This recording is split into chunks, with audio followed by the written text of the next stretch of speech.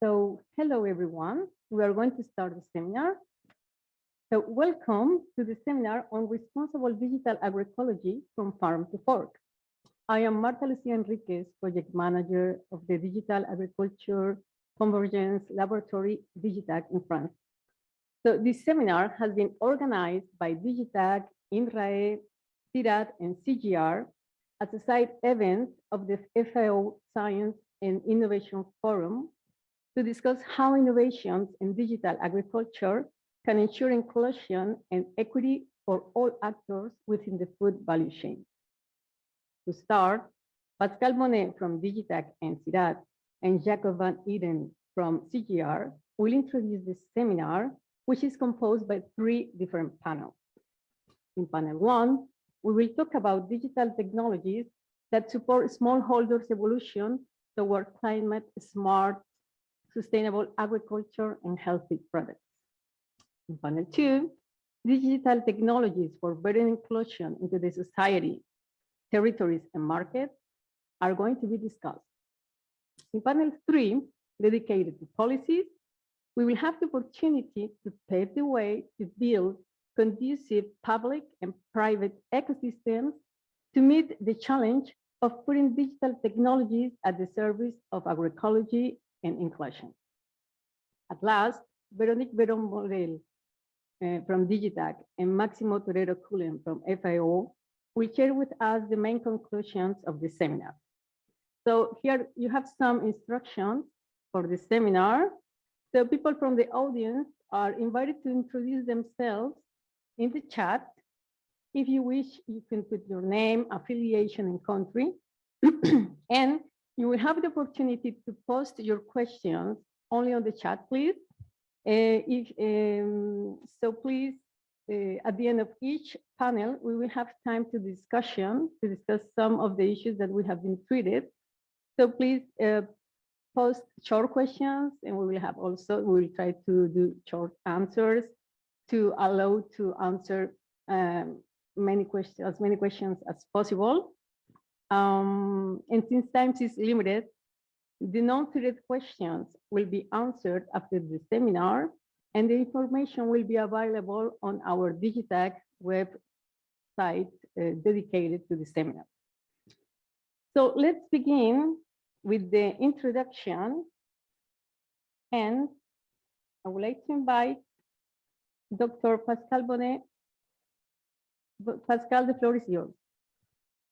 Thank you, Marta. Thank you, everyone. Welcome online. I'll be giving the first introduction and Jacob will go on.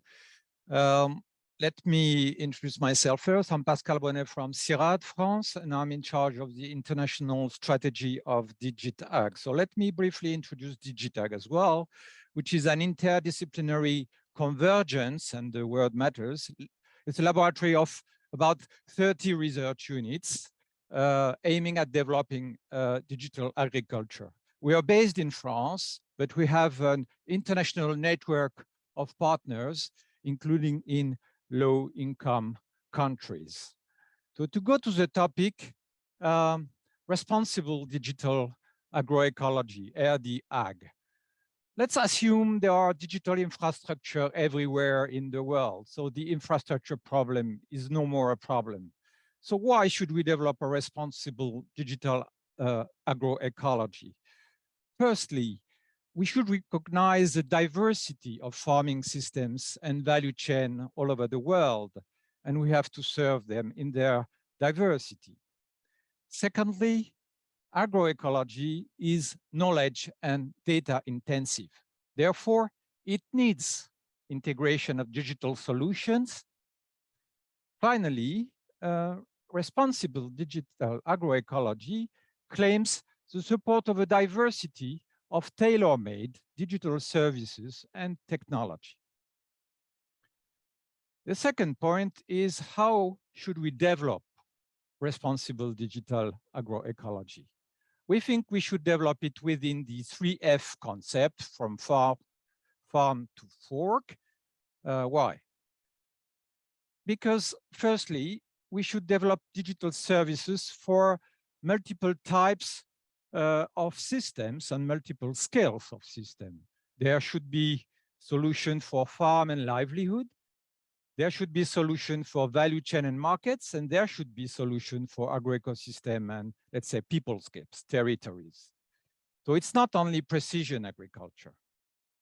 Secondly, one should develop digital services for multiple types of users and at multiple scales as well. There should be solution of digital services for individual, let's say, telephone-based local weather forecast, for instance.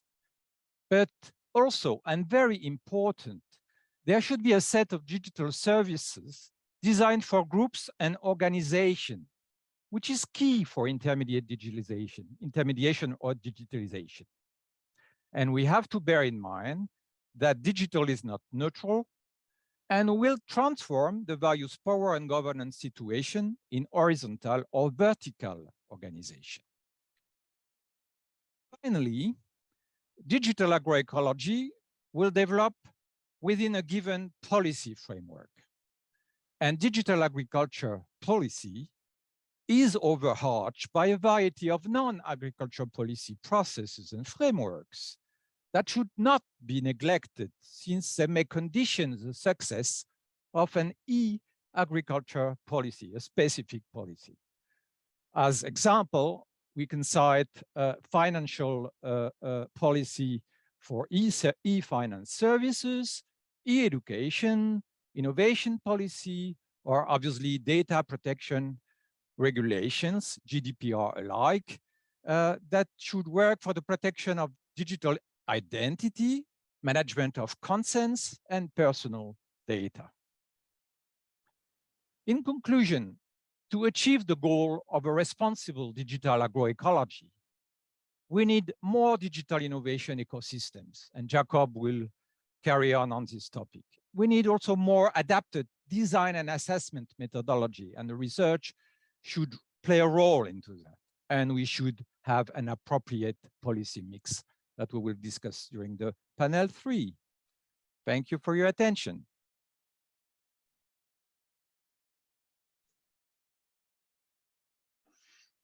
Thank you very much, Pascal.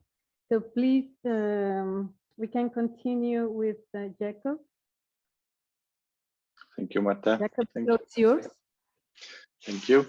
So my name is Jacob van Etten. I'll be talking more specifically about the digital ecosystem part after Pascal, very nice overview. So my name is Jacob van Etten. I work for the Alliance of Bioversity and CIAT, which is one of the CGIAR organizations dedicated to agricultural research, leading a team in Latin America, Africa, and Asia, working on digital inclusion. How can we make food systems more inclusive, in enabling this by using digital tools, digital media-based solutions. And one of the things that I would like to talk about, so if we talk about agroecology, we should always be thinking in systemic terms, right? So food system is the wider context in which agroecology occurs.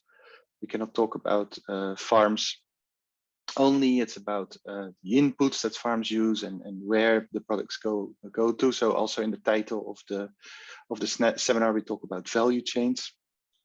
Maybe it's even a bit wider. The food system is broader than a value chain. So there's also all these other elements. So I've deliberately made a picture small on the right side. There's many things in a food system, very complex, and digital transformation affects all of these things and should bring more coherence to a food system in terms of circularity and so forth. If we're talking about agroecology, so it's agroecology always. We should think about it within the context of the whole food system. Shorter value chains, for example, shorter linkages and circuits, circular flows, etc. If we want to achieve this kind of coherence, that also means that on the digital side, we should also try to achieve that coherence. And so far, many actors are creating all sorts of digital tools, trying different things. But so far, I think we've not been very good at achieving a lot of coherence in this. And I think now it's really the time to start thinking about it, I think we've kind of passed the phase of this kind of early experimentation, and we should also think about like the next steps. How do we build what we call a digital ecosystem, in which tools work together, in which data kind of speaks to each other, and also especially where people entrepreneurs and service delivery organizations work together to deliver services that also are coherent. So a farmer cannot work with 10 different digital services, for example. It needs to be bundled, it needs to be coherent, it needs to be user-friendly, etc. And that can only happen if we work on these digital ecosystems. Digital ecosystems need to be vibrant, to be innovative, and they need all sorts of things to come alive, to really come alive. So, for example, what we see on the left, there are a number of needs that we see. This is not complete, but a number of boxes there that I quickly drew, which I think are some of the major needs. For example, what we see very often is companies that are, for example, founded by very technical people, very capable people, but lack certain skills in making things more inclusive. And so inclusion is one of the big goals of our research, for example, and also building capacity in doing more inclusive design of tools, of services, and also of kind of the configuration of the institutional configuration of how these tools are then implemented in practice. Also, if we're going to address food systems with an agroecology lens, we need to understand the food and agricultural system in which we operate, and that understanding should be built into the tools, and the tools should allow us to kind of learn about the system and deepen that understanding while we work with these tools, and not reduce that understanding or simplify things too much, or work against that understanding.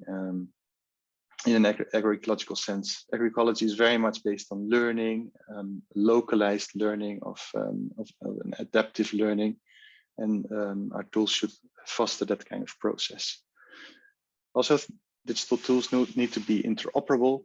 They need to work together if we want to bundle things, if we want to avoid scaring people away with all sorts of little tools. We need to think about interoperability. Things need to work together. So we need to work on that as well. And then also the sustainability piece in terms of the finance and how this can go beyond research organization, for example, or kind of international investments, and really build up a vibrant system in which entrepreneurs themselves become the protagonists and can get access to finance to uphold this digital ecosystem into the future, and also keep investing in it, and not only being dependent on external financial means. So all of this is really needed if we want to make this digital ecosystem work for a more sustainable food system. So that is my quick introduction. Marta, back to you. Thank you, Jacob, and thanks to both of you. So now let's start with panel one, in which we have also Jacob and Etten as chair. So please, Jacob, the floor is still yours. Still mine, yeah. Can we go to the next slide? So panel one is about digital technologies to support smallholders' evolution towards climate smart, sustainable agriculture and healthy products. And we have 4 speakers, Shreya, Lini, Carla, and Julien. Julien is also supported by Hamza. If there are any questions, Julien will be speaking. And I give the word starting with Shreya from Digital Green, who will give her short presentation now. Shreya, please. Thank you, everyone. I just want to note that there are a few people mentioning in the Q&A that the chat is disabled. So we might need to just figure out what the admin for that is. My name is Shreya. I am the Director of Strategy at an organization called Digital Green. It is a nonprofit that serves over 3 million small-scale producers become more prosperous through the use of technology and data. Our end goal is to increase incomes, help communities become more climate resilient, and focus on empowering the most marginalized, especially women, who constitute about 77% of the farmers that we work with. And you can see one farmer who we work with on the slide here. At DG, we truly believe that being farmer first is important, and that means really elevating the voices of the farmers. We first started with testing this approach called the community video approach, through which relevant agronomic content is shared via short, locally produced videos that are by farmers, for farmers, and feature farmers themselves, and are screened in in-person group settings.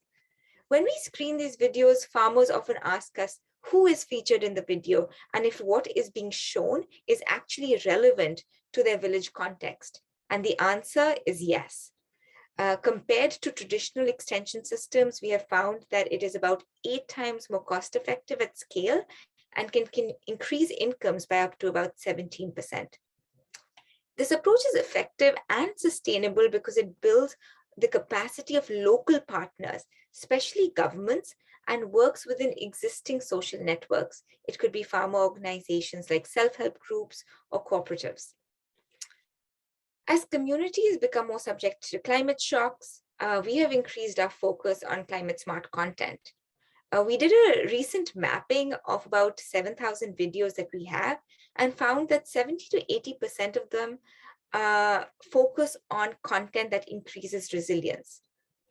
But given the need for things like early warning and dynamic delivery of content, what we have learned is that reinforcing in-person channels with remote channels such as IVR or SMS or mobile applications can increase the uptake of practices. So that's something that we should try to do as a community.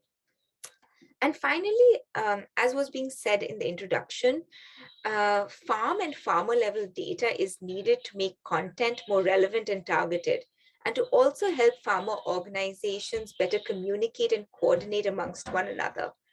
And going back to being like truly farmer first, we're developing tools that can help farmer organizations control their own data and share it with others.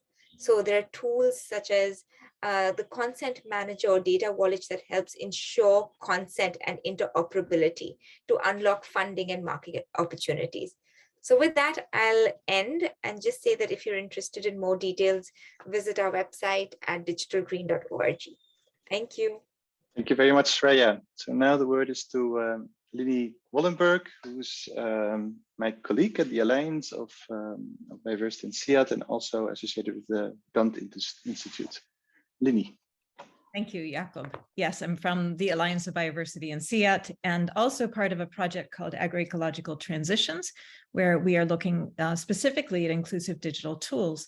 And one of our first tasks for this year was to review the existing standards and recommendations for not only social inclusion, but in the context of agroecology, co-creation, standards for co-creation of farmers with extensionists or other farmer advisors on farming practices in digital tools. So what you see here is the result of our review. We found 31 different documents, including 8 standards, but mostly articles and different recommendations. And we've synthesized those here. And one of the key findings was that there is quite a bit of information about social inclusion, which we've synthesized, but very little about co-creation. So we've tried to cobble together principles for co-creation. So to run through the principles briefly, on the left, first you have to have the farmers involved. So social inclusion principle 1 would be engage with diverse farmers. And that would be understanding the full range of farmer diversity and specifically who is left out. Then developing the usability of the tools by diverse farmers, for example, by establishing personas and using human-centered design. And then lastly would be making sure that you're increasing the input from diverse farmers for the improvement of the tool. A lot of attention has been paid in digital development to enhancing access and affordability. So these are, I think, fairly standard, investing in literacy and digital skills, providing open access to tools, et cetera. But one thing that hasn't been discussed so much is that when you provide a range of options, including free options, the value of the tool that is provided at the free level is often not very good. And so one of our principles is to try to assess that balance between cost and the value of the tool. The third principle is using data responsibly. We find too often, especially with smallholders, that data privacy issues, security and safety, especially for women, is often an obstacle to engaging with a digital tool. We also find from the tool developer side that sharing data analysis is weak, and capturing disaggregated data for underrepresented farmers. And finally, doing the analysis to identify points of user exclusion is important. On the co-creation side, co-creating farmer practices with the user is the primary principle. And there it is making sure that we're developing tools that are context relevant, whether that's farmer input about their context or tools that are designed for a specific context. The next principle is then combining different modes of communication that are both advisor to farmer, farmer to advisor, and then peer-to-peer, with peer-to-peer being super important. Enabling farmers to develop collaborative solutions. And then lastly, using resources efficiently, basically respecting farmers' time. As Shreya said, also the in-person contact is super important for effectiveness. And so making sure that human intermediaries are available to support farmers in an appropriate use of digital technologies, and being mindful that there can be trade-offs in use of a technology as opposed to in-person contact. And lastly, principle 6, responsible development, making sure that we're building on existing co-design solutions, so being efficient with resources, but also being up to date and establishing open communication channels for farmers, again, to provide input to improvements and enabling frequent status updates as feedback to farmers. So this is our preliminary set of principles. We're really interested in feedback on these, whether these work for you. We're going to be testing them in Brazil and in Vietnam. We're also holding a workshop on November 30th, which we will advertise widely, and would welcome your input. Thank you. Thank you, Lini. So we move quickly to the next presentation.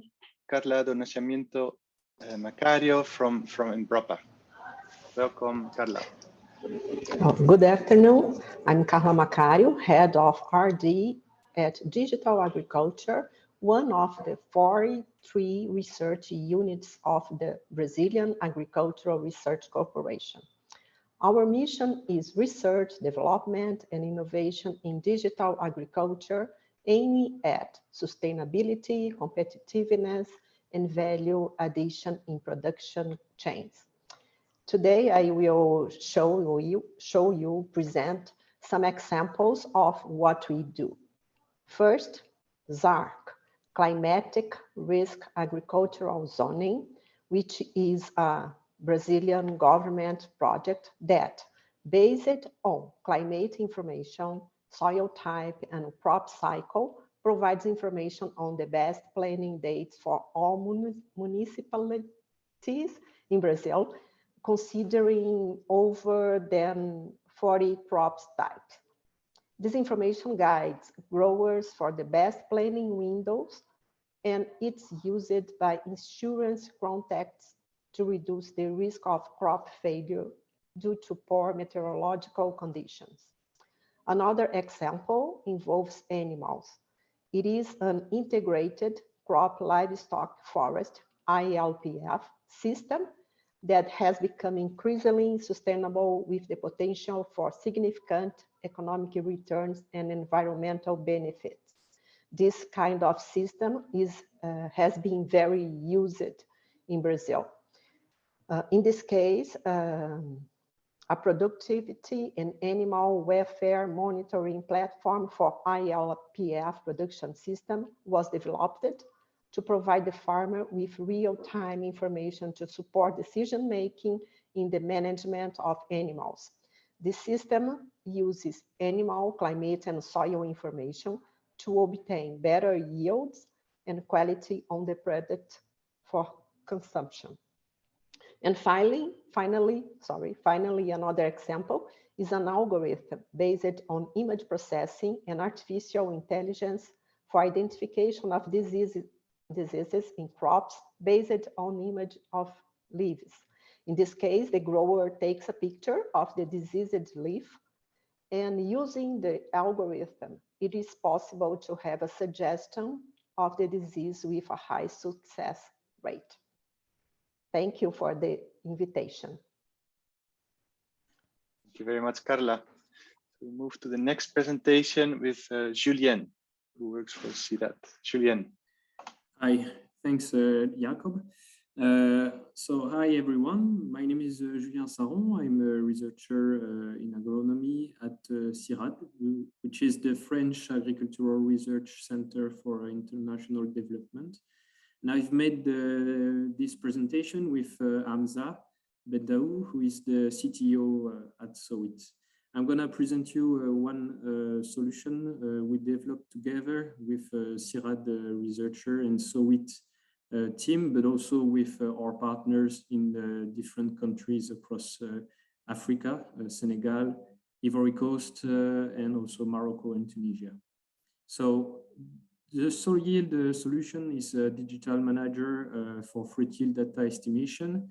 And the idea starts from the observation that agricultural data are missing or of poor quality in sub-Saharan Africa, especially for fruit tree crops. But yields are very important for all stakeholders of the value chain, especially the producer who needs yield information before harvest to organize their markets, but also for the institution, for instance, for production, insurance, and food policies. So we developed the soil yield solution as an integration of several tools. It includes the soil yield app, which is a smartphone application for participative data acquisition in the field by the users, and it includes also crop and agronomic models for the scaling up of the fruit yield estimation. And the data are made available to the stakeholders of the value chains through a web application. So we developed a solution which is very precise, very fast, with an accuracy of more than 90% for fruit yield estimation, up to 8 weeks before harvest. And our approach and our vision with Sowit and also CIRAD is to include as many users as possible, especially the smallholders, to make them make them reach the technologies,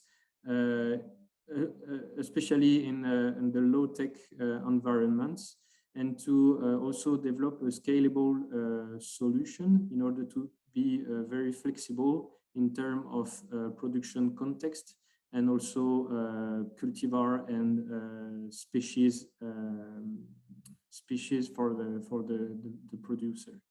So the soil yield is free for smallholders in order to allow them to have a large access to the technology, and the scalability and the scalability of the tool make it very easy to calibrate on new species or on new regions. So we start with the mango sector in Senegal and Ivory Coast, but we are also going to develop it also in Ghana for the mango sectors.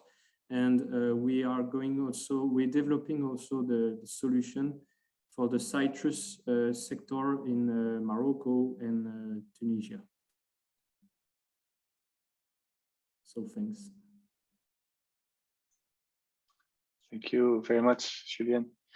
So Marta, are there any questions in the chat, or if any of the participants have questions, please type them in the chat. We have some questions. So just for information, we didn't know that the chat is disabled. So please post your questions only through the Q&A. So we have a question for Shreya. So can Shreya specifically discuss what DG is going to promote agroecological practices? Is doing, sorry, to promote agroecological practices? Yes, absolutely. Thank you for that question. I would say 3 main things. The first is working with research organizations, such as, for example, the CGIAR network, in identifying most impactful and resilient practices. And where we come in is ensuring that these practices don't remain on the shelf, are actually communicated in a way that farmers can understand it and adopt the practice because it's peer-to-peer, and also collect feedback, which is then informs the next iteration of content and videos. So that's the first thing.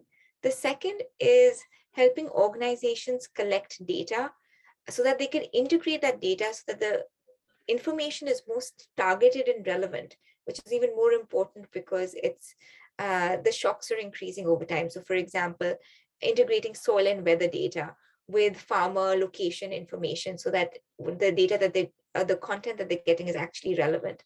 And then the third and final thing is, yes, you've promoted these practices and supported farmer organizations, but then can you also connect them with ecosystem service markets? Things like ways in which they can actually benefit from carbon credits. So we're doing certain modeling, which can actually share, if you adopt a certain agroecological practice, what are its GHG emission reduction gains so that farmers can benefit from that? Thank you. So we have another comment question for Lini. So I'm going to read it. It's from Bernard from CIRAD. So I will think that emphasizing the need to incorporate and value farmers' knowledge in any digital solution should be more visible, sure enough. It can only be deduced from the principles you presented. Another issue will be to introduce the idea of farmers' leadership, which goes beyond participation and co-creation, of course. So I don't know if Lini has a comment to say about that. Yeah, I would agree. These are good points. The co-creation of practices is trying to get at the integration of farmers' knowledge. And we will have descriptions that accompany each of these principles. So we could think about how to strengthen the principle itself to represent knowledge, as well as include this in the description. And I love the idea of farmers' leadership. This is where also we were trying to emphasize how farmers, provide input, but at one point we had a principle on equal partnership as well, and we weren't quite sure how to represent that, but leadership is a fantastic concept. Shall I go ahead and answer Phil's question as well? Yeah, well, I'm going to read it for the public. So it says, what about local languages, gender, and offline digital tools? I would love to help with the Brazilian and Vietnam project, please. Thank you, Phil. I don't know how to give you my email, but I would love to be in touch. I can reach you somehow through the organizers. But so local languages, gender, and offline digital tools are implied in a number of the principles, but these are really good points that we can also include in those descriptions of the principles. So local language, for example, would come out when we look at diverse users and understanding what their needs are, and same with gender. We at one point did have a principle on men and women farmers as opposed to just farmers. So we could also rethink that. And we hadn't thought about offline digital tools. So that's a great suggestion. I will make sure to incorporate all this. Really appreciate the feedback. Okay. Thank you very much, Lini. So we have a question for Julien. So isn't access to a smartphone app a problem in low-tech areas?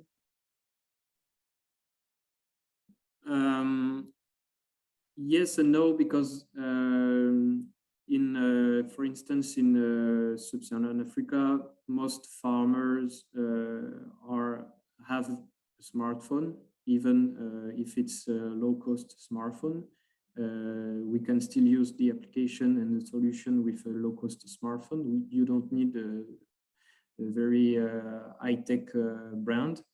And the use of a smartphone in such area is still increasing. So in the coming years, it will not be such a problem.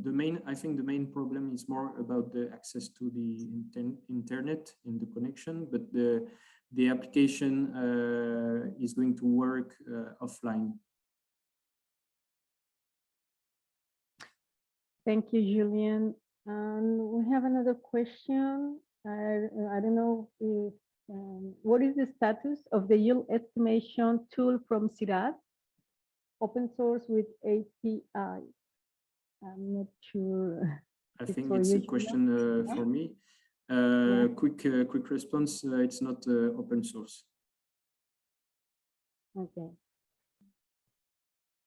Okay, another one. So how do you see new business established for the solution to scale?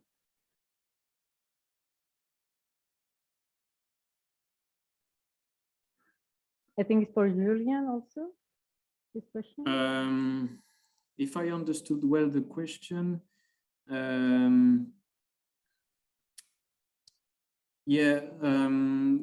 new business establishments, I think it's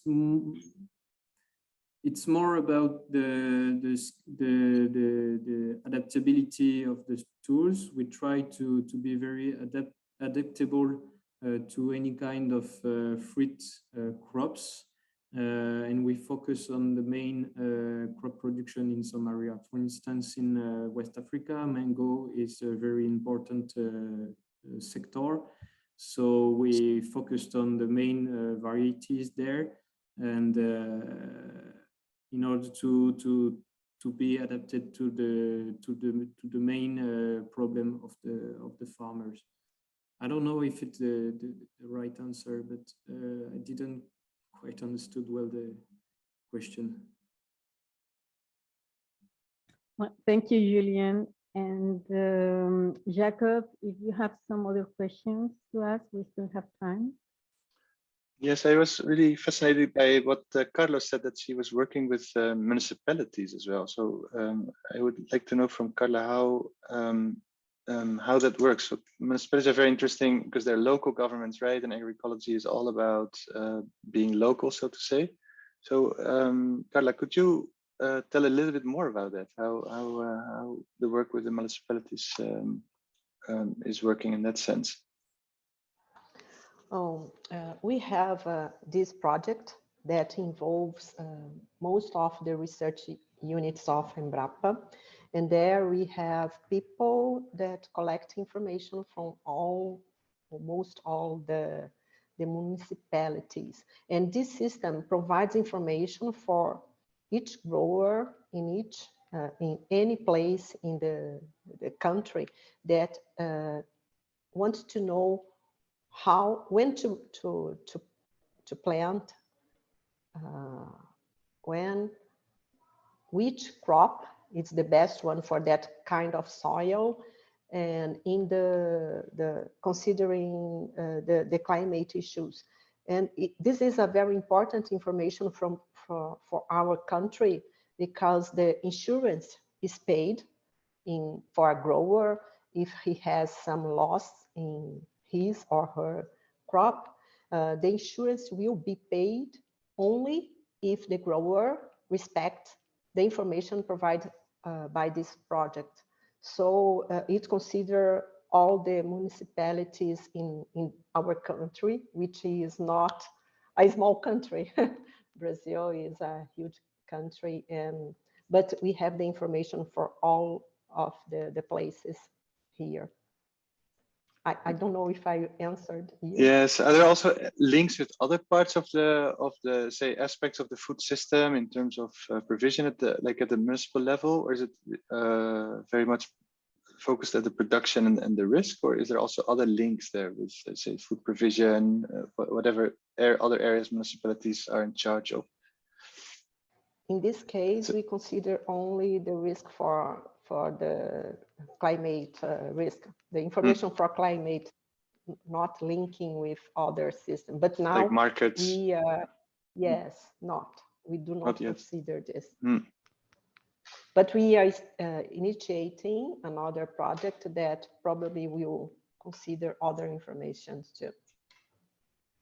Excellent. Yeah, it would be very interesting to see that because I think at the local level, it could be interesting to kind of start this kind of integrative work, right? The municipal level, where you also have the markets, the food provision and buying for food.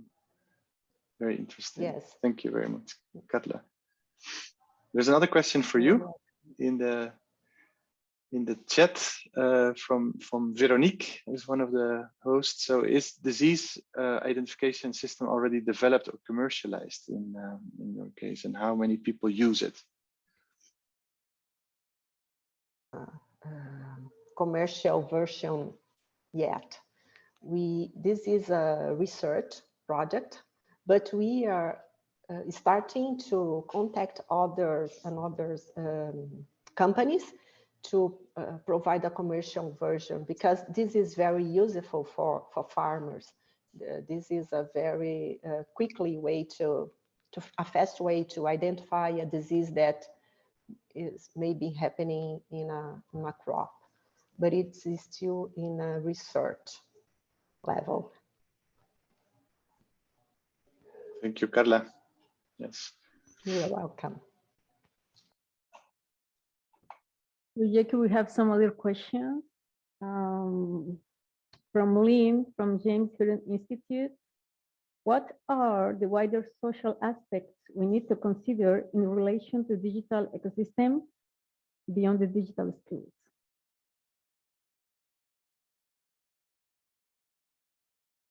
So I don't know who would like to answer that question.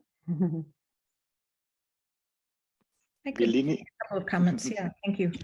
So there is a concern, just like with social media, that a control of information will become potentially concentrated in a few large agri-tech businesses, especially those managing farm management tools, where they're sucking up a lot of data, and that the types of solutions they might produce might not be aligned with the interests of some of the users. That's one overarching concern. And related to that would be data privacy and transparency of user agreements. And we just know marginalized groups would probably be at the most risk of exploitation there. There's also been sometimes the notion of a digital land grab, that controlling this information is essentially allowing, just like economic control of land is a form of colonization, that there's now a digital form of colonization by controlling information related to land. So I think that's a narrative to understand.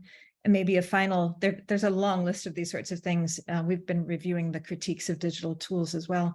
But another thing to mention is, some of these technologies, especially blockchain, involve a lot of energy use and therefore have a high carbon footprint. And so being aware that all of this use of digital technology also has some hidden costs that need to be explicit.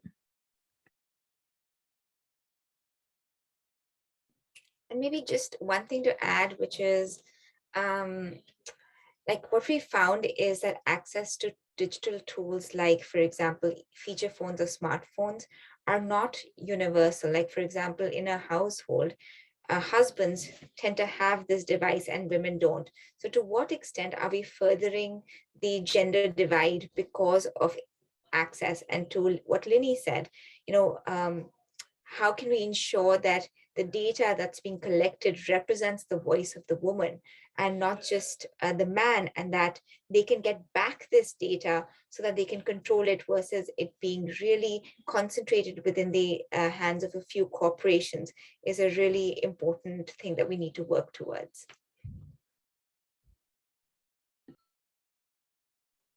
Okay, well, thank you very much. I don't know, Jacob, if you want to say something to finish the discussion. Yes, just a thank you to all four panelists, and also for the very nice questions from the audience. It's very interesting, and this is a conversation certainly to be continued. Thank you very much. Okay, thank you, Jacob. And now it is time to start panel 2. So we have our invited chair, Dr. Hannah Whitman from the University of British Columbia.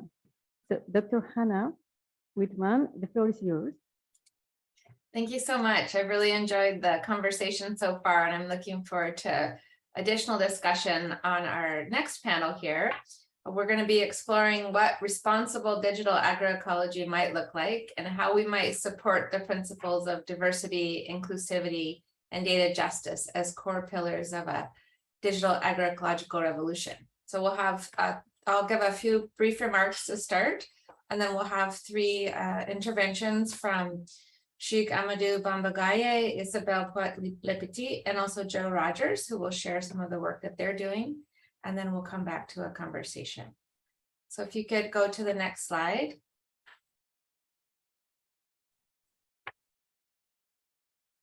Great. So as we know, agriculture is one of the biggest drivers of climate change and biodiversity loss, and also one of the biggest contributors to social exclusion.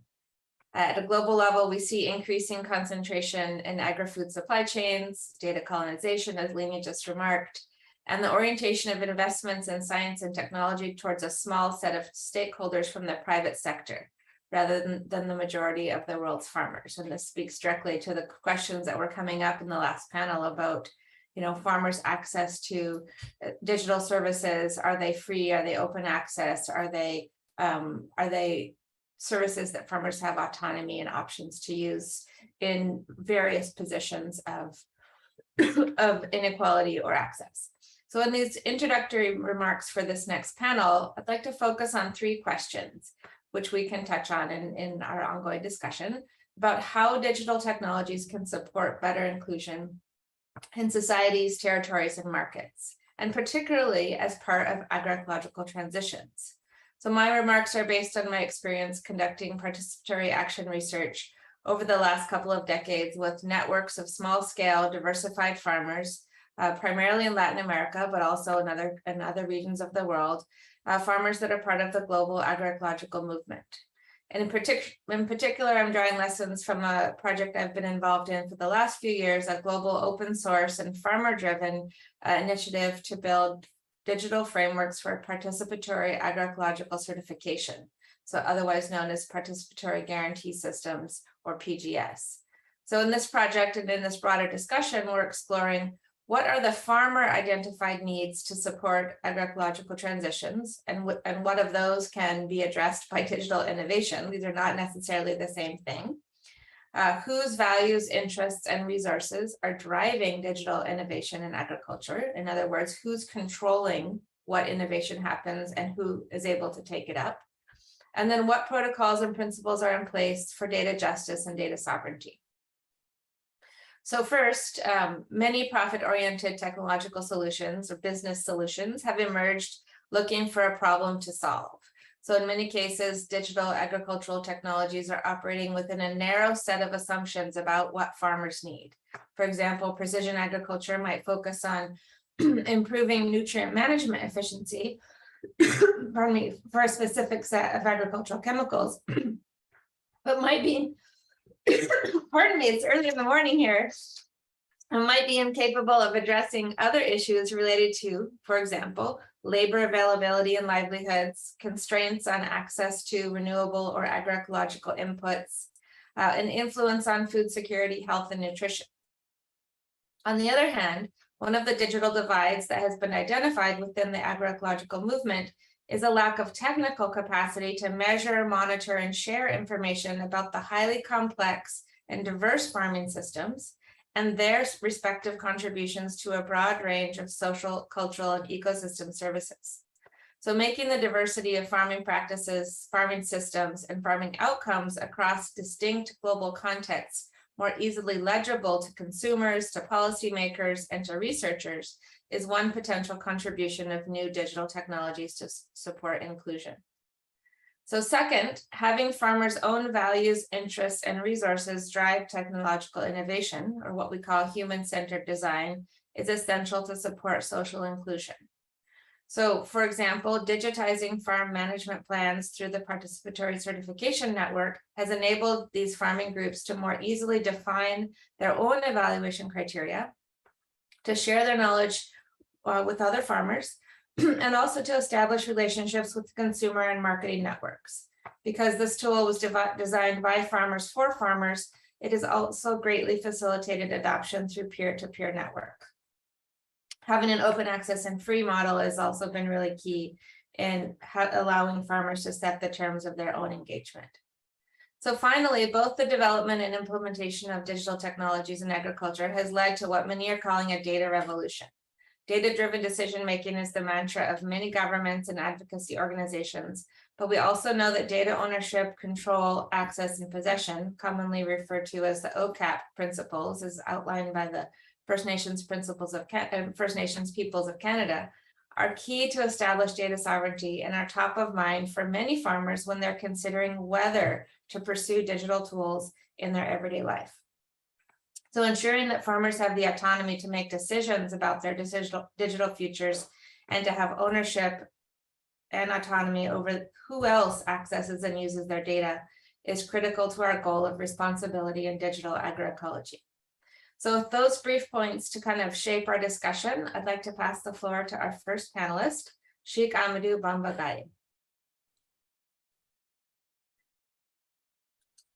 Hi, thank you, Hannah, for your introduction. Thank you for the invitation. I would like to talk to communication within white spot for breeders, especially in Senegal. And as you know, for sustainable livestock farming, transhumance is still performed in Senegal and more specifically in the Ferlo region.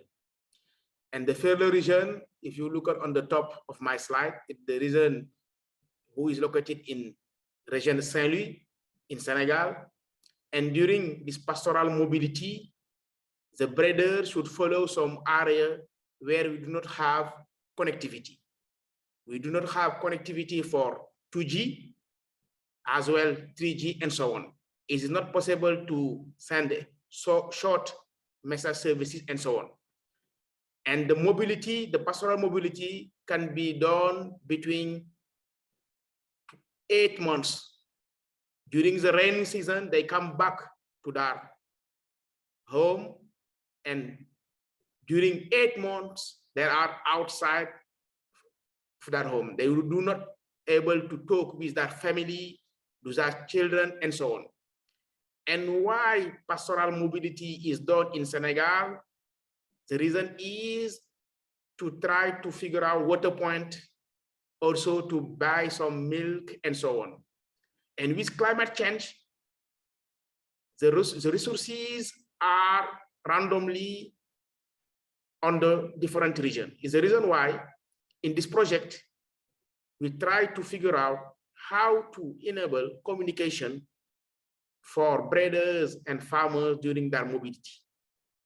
Is the reason why we co-design with breeders a tool that is based on LoRa. What is LoRa? LoRa is a transmission protocol that is possible to be used in regions where we do not have connectivity. And by using LoRa transmission, it is done with ESM band. Why we talk ESM band, it's like Wi-Fi. If you have Wi-Fi on your home, you do need to have some authorization with your local authority. It is able to you to deploy a Wi-Fi in your home. It is the same thing with LoRa. And what LoRa brings is the capability to send the information around 15 kilometers without using cellular operator.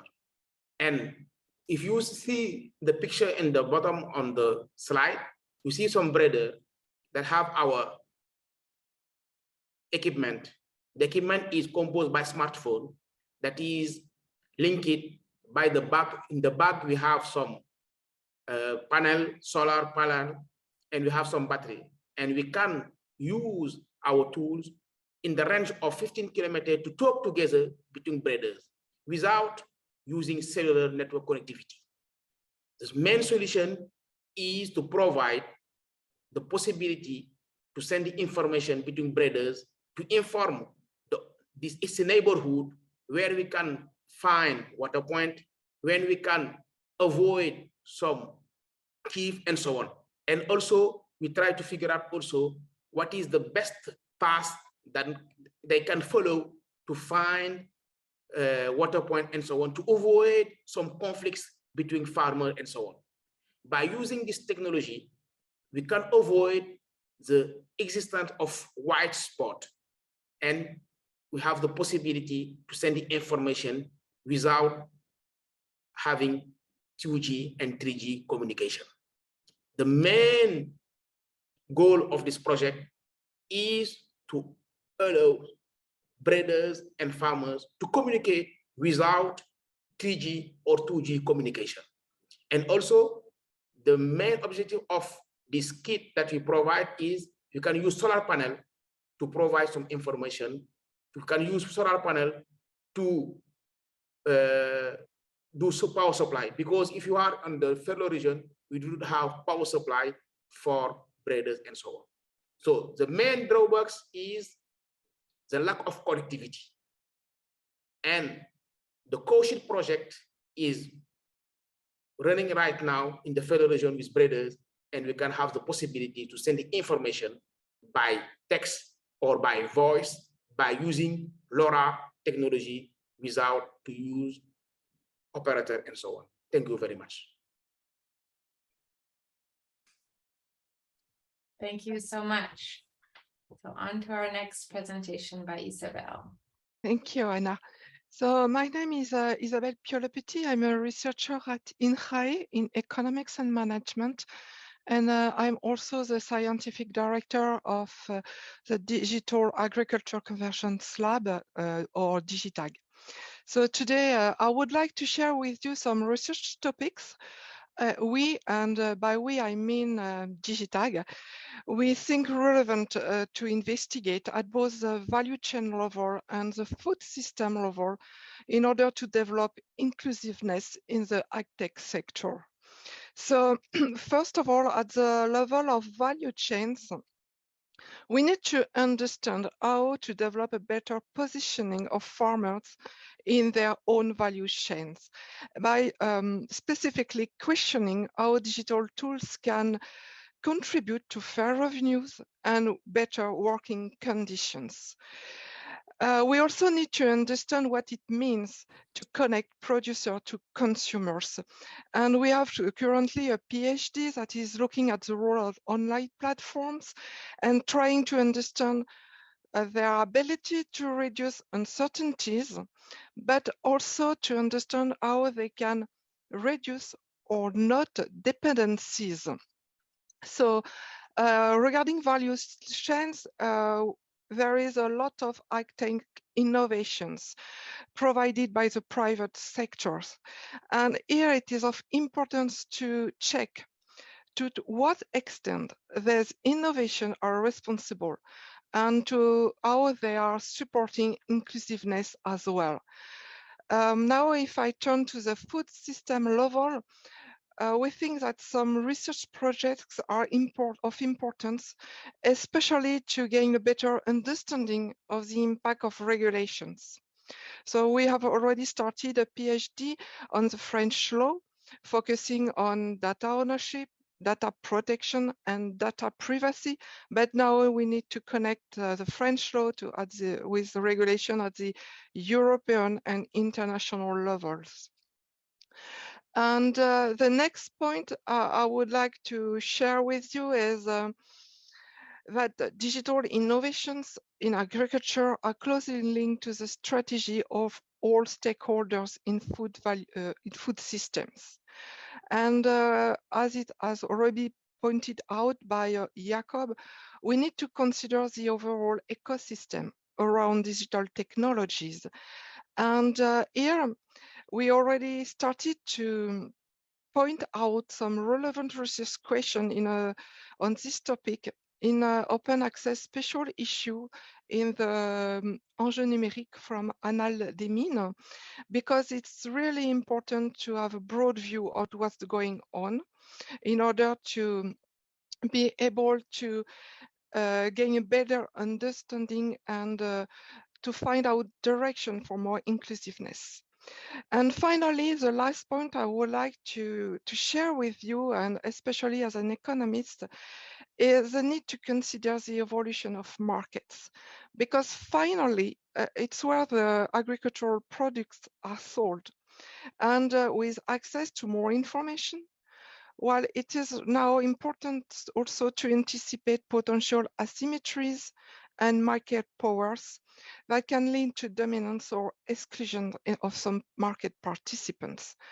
And it is also important to gain a better understanding of what will be the impact of more transparency and traceability on the market functioning.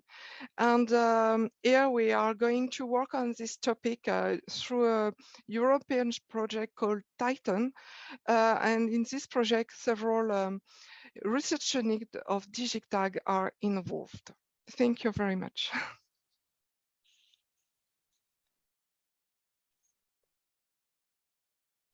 Thank you, Seville. So now on to Joe Rogers from Access Agriculture. Hi, thank you very much, Hannah. My name is Josephine Rogers. I'm the Executive Director at Access Agriculture, and we're a not-for-profit organisation. We have a web platform that's been sharing quality training videos and information videos for the last 10 years, creating South-South communication across Africa, Asia, and Latin America. So what do we mean by better inclusion? At Access Agriculture, we've always concentrated on farmer-to-farmer training videos. These are produced with farmers and produced in local languages. We have getting on for 100 local languages now on the platform. And remember, also, we are in the first year of the UN Decade of Indigenous Languages. A key for us is Indigenous knowledge, and then bringing that knowledge to new generations in new ways and passing those insights across borders, whether those borders are land, sea, or language. So giving farmers knowledge so they can make their own decisions. When we started, the farmers themselves didn't register much on the website, but now basically around about 70% of people registering are actually farmers. But, and it is a big but, what can we do for people in places where internet connection is a real challenge? And we've heard a little bit about that.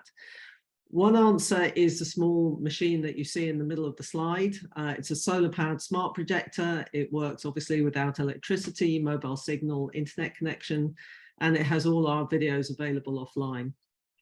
What we did then was to see how young people could work as small teams to provide information for their local communities. So we set up what we called Entrepreneurs for Rural Access. And these young people use the smart projector as a business or part of an existing one. And we support them with a team of coaches and mentors. To ensure there are enough videos to show to farmers, we need to have at least 100 videos in a local language. Translations are done with local radio stations, so they're very conversational. We don't use subtitles. And this enables women in particular to have greater inclusion. So we never presume that people can read. Before COVID, groups would be about 100 to 150 people watching. Now that's less common, and we encourage entrepreneurs to show to smaller groups. What have we learned? Well, entrepreneurs can make money from showing the videos and by adding this to other services, but they do need support. Farmers are always interested to see what other farmers are doing. It doesn't matter if the videos come from another country or continent, as long as people can hear and follow in their own language. As one woman farmer told me, they take ownership when it's in their own language. Digital technology should never just be about internet access or speed. If you want true inclusion, you need to consider offline solutions as well. Young people can act as digital access points. And finally, whatever digital technology is used now or the future, the most important thing is quality information, quality content, and local language. Thank you.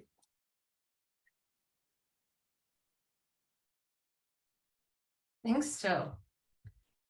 So now we have a chance to have some questions and discussion. So feel free to use the chat.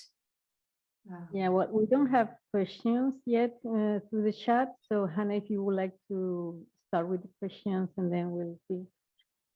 Yeah, I would love to get a dialogue happening between the Access Agriculture Project and Digital Green. And I wonder if maybe starting with Joe and then maybe going back to the digital green discussion, how are farmers kind of coming to the extension space? So, you know, as we're looking at these videos, is the idea to have farmers change their practices towards agroecology or towards climate resilience? Or is it an issue of kind of intergenerational knowledge transfer and keeping farmers on the land? What is driving the kind of content creation for these digital tools? The content creation, I mean, from our side, basically these are researched topics, but they are farmers that are working. We work through partners in all the countries. You know, we're not a huge organization, so we work with partners, and these are farmers that are involved with those partners. And they're all involved in agroecology or organic agriculture. So the interest kind of, I mean, obviously that's how the videos get created. So, and then it's a question of the translation and then taking those videos across to other countries and other continents. In terms of the farmers actually coming to that knowledge, it's hugely varied. I mean, in many cases, it's because particularly women, they want to grow food that they know is safe for their family, and then that extends out. We've had groups of farmers, women farmers, then coming together, and an example where the lead farmer, if you like, of that group then started selling into markets in the city. So it comes from a huge variety. That's not something that we dictate. It kind of happens organically, and we're always surprised by, you know, the various ways that people use the information, but they decide how to use it. Mm-hmm.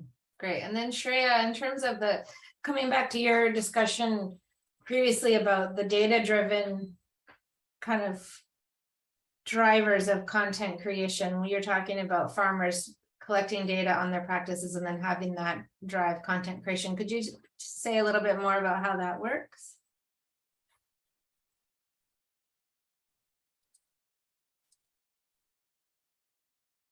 Wondering if Shreya is not still here, actually. He's here. Kate? No, Shreya from Digital Green. Oh. Okay. I'm not seeing her on the panelists anymore.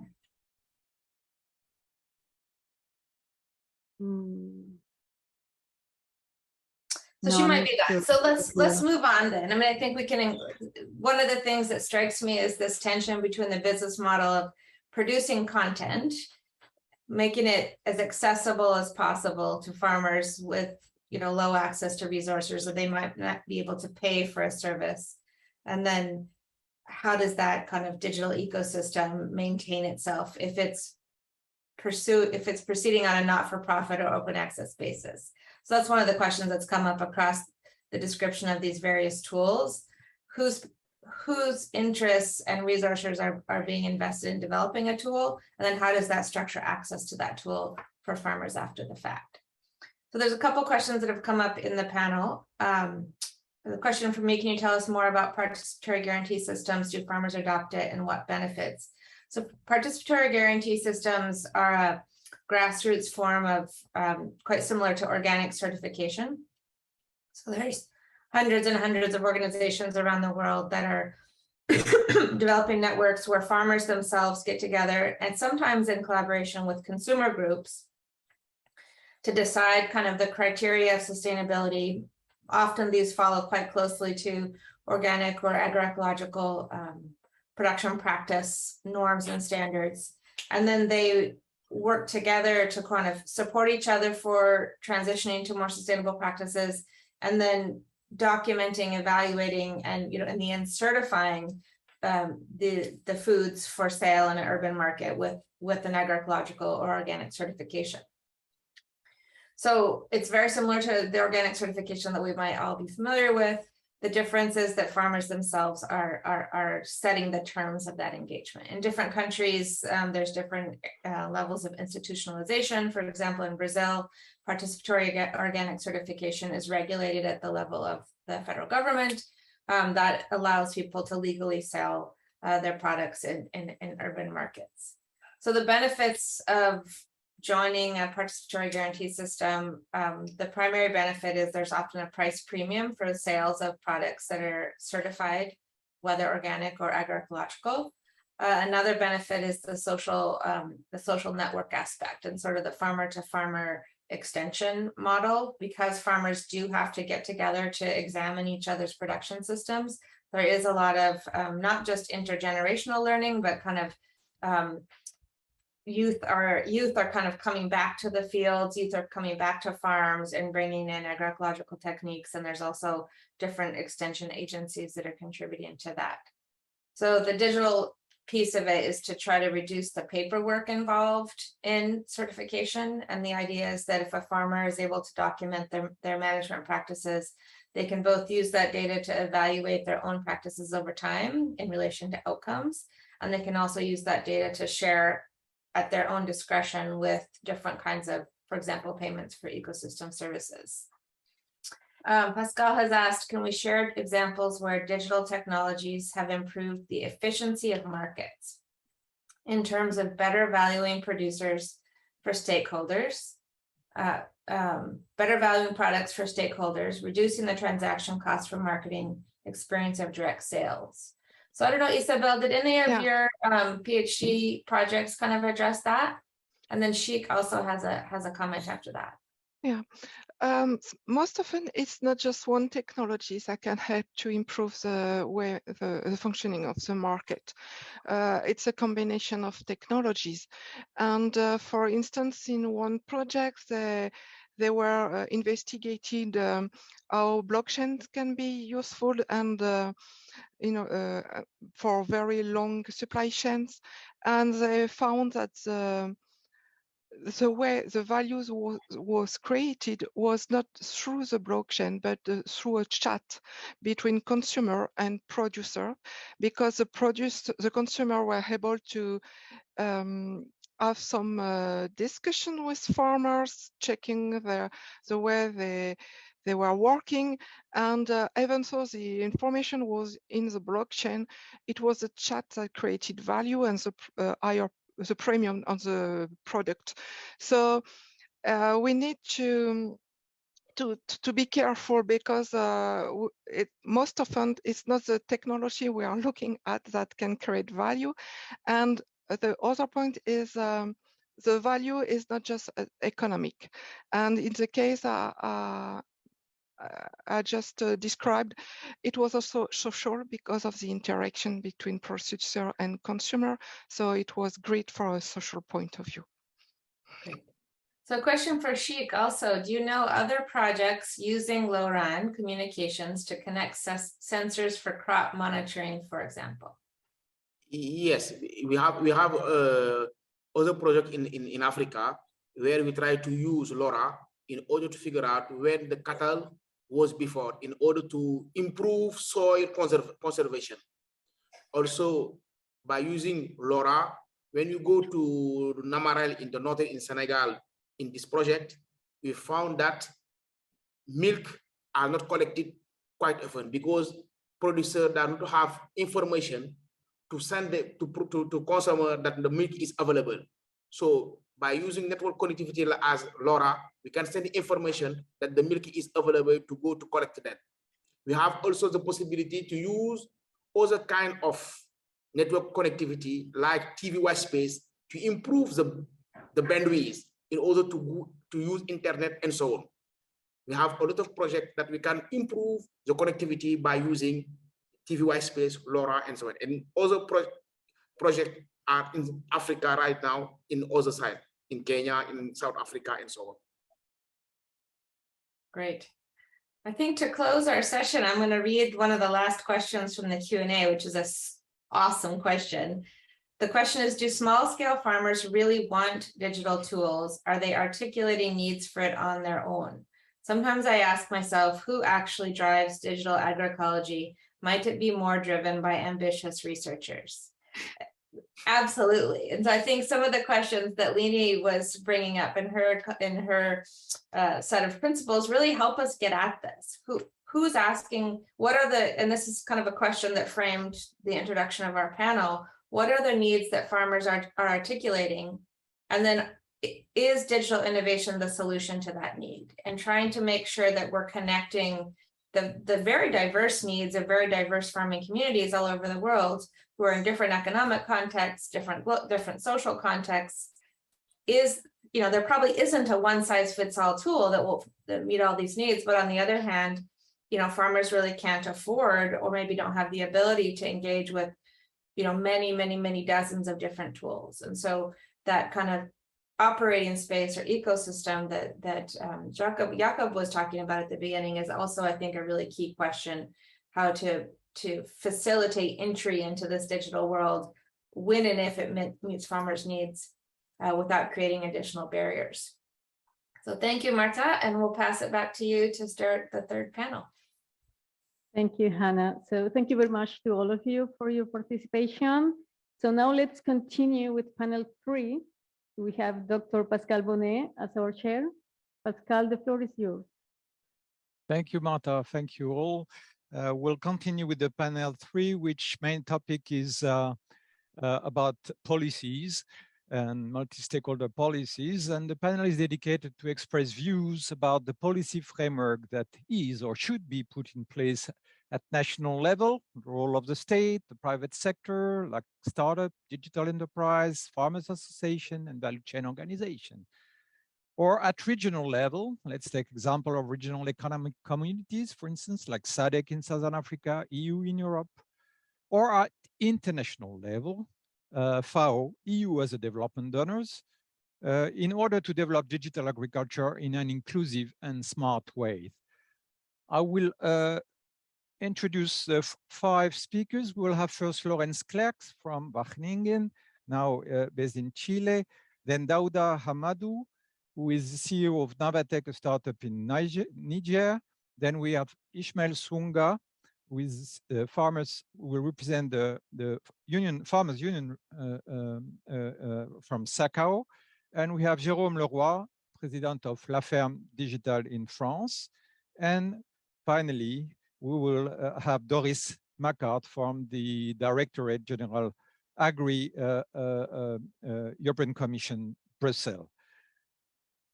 The floor is yours, and I leave the introduction words to Lawrence. I hope he's around. Yeah. Yes, I'm here. Yes, thank you for the invitation to open this this panel. I made a slide. Actually, I made 2 slides, but there was only space for 1. And actually, this first slide, or my only slide, summarizes much of what has already been discussed. And that is that we have grown an awareness that digital farming technologies to enhance farming, to create digital agroecology, go much beyond the technical aspects. There are huge impacts on how work is done, agricultural work, agricultural labor, the identity of farmers. There's issues around data ownership and already solutions being developed to make ownership more equitable and more fair. There's a lot of work now ongoing on what are the economics of data economy or data economies. There's perhaps more than one model to exchange data and to add value and give value to data.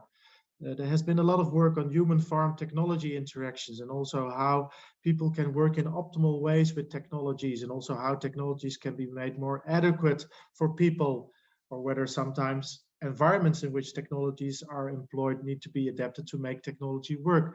So that also connects to adoption and adaptation dynamics.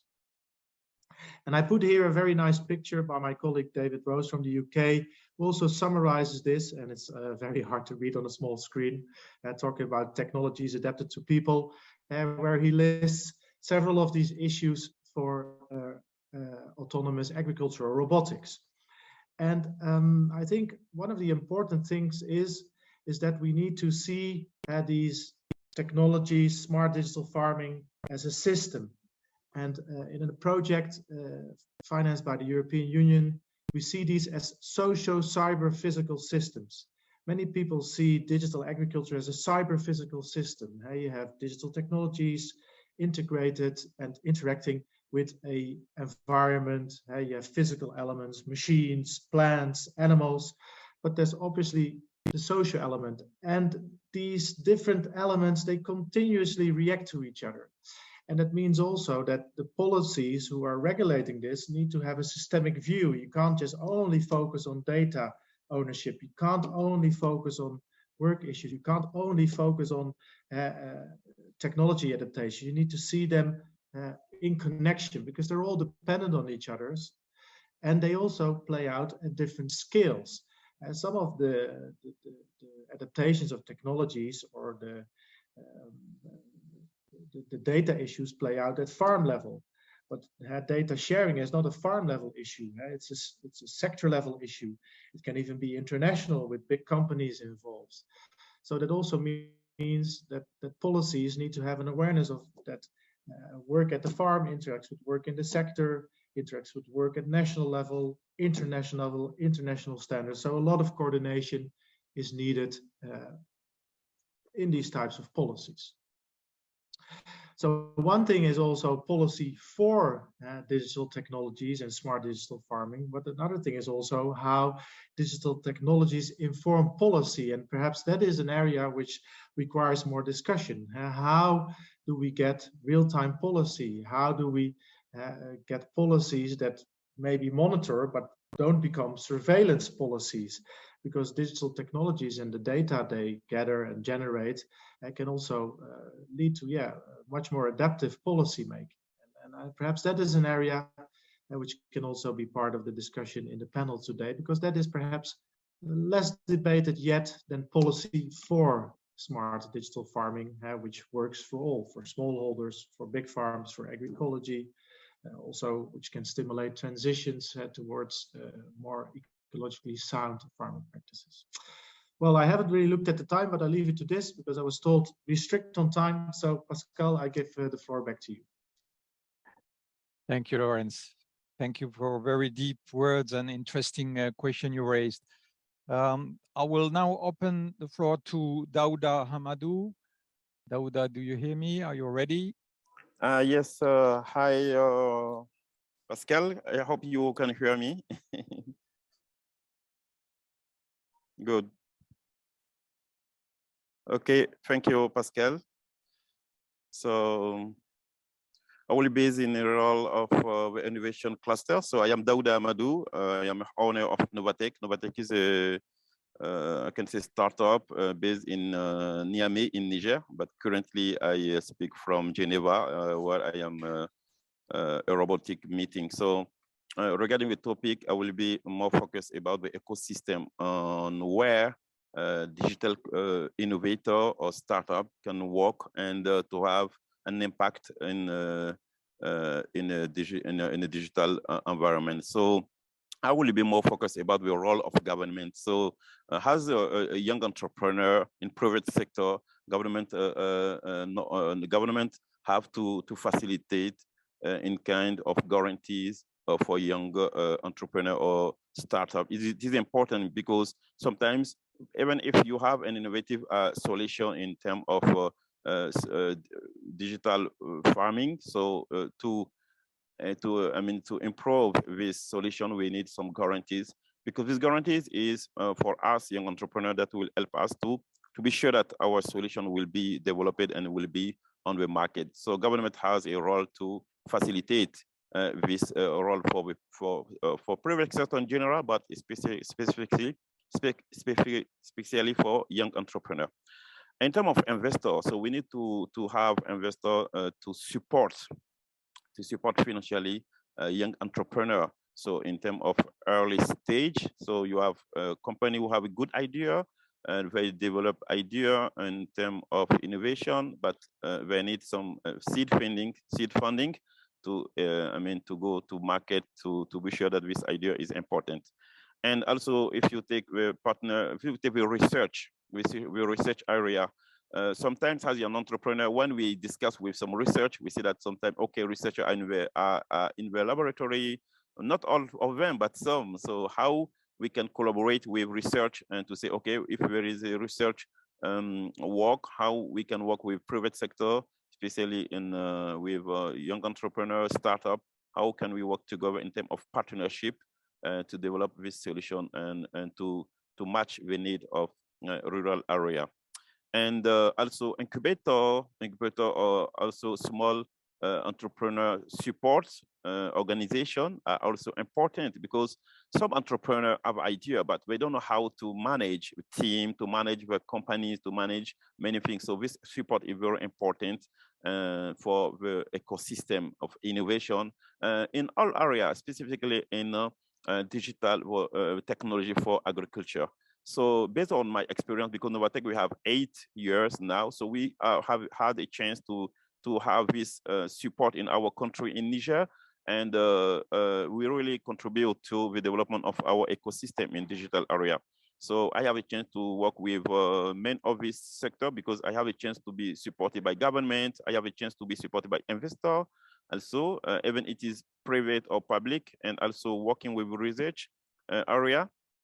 For example, working with Pascal Bonnet with CIRAD, so we are working together, and also I have a chance to be in incubator. So that is why I want to share an experience in terms of innovation in a smart farming area for young entrepreneur, for startup. These points are very important. Thank you, Pascal, and waiting for question.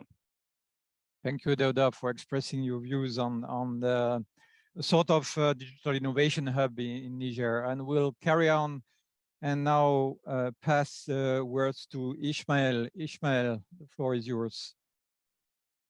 Thank you, Pascal. My name is Ishmael Sunga. I work for the Southern African Confederation of Agricultural Unions, SACAL, based in Pretoria. We are a regional farmers association for Southern Africa. The topic of digital technology in general is so fundamental for wide-scale change in the ag sector, and indeed in society in general. But in the virtues of digital technology have been alluded to earlier on by earlier presenters, and I won't go deep into that. I just want to talk to maybe 3 or 4 fundamental areas around which I think policy needs to focus to enhance the uptake and use of digital technology, particularly by the smaller farmers. Now, a lot of it has been alluded to in the discussions before, one of which really was a fundamental issue about backbone infrastructure. Digital technologies infrastructure is so fundamental in the same mode as water facilities, as roads, as energy. They really an area for public sector investment.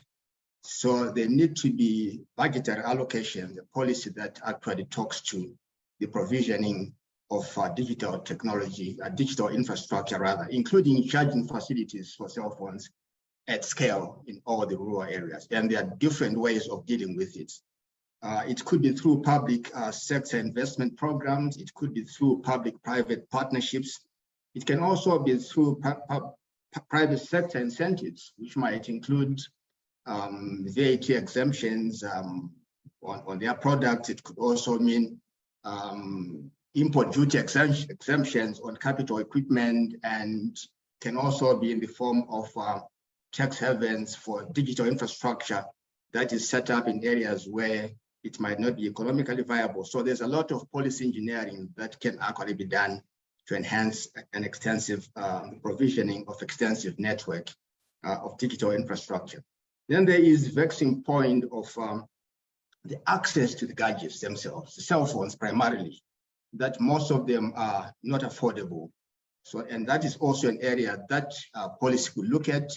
It might also be duty-free exemptions, perhaps on the manufacturers or importers. It might be subsidization of handsets.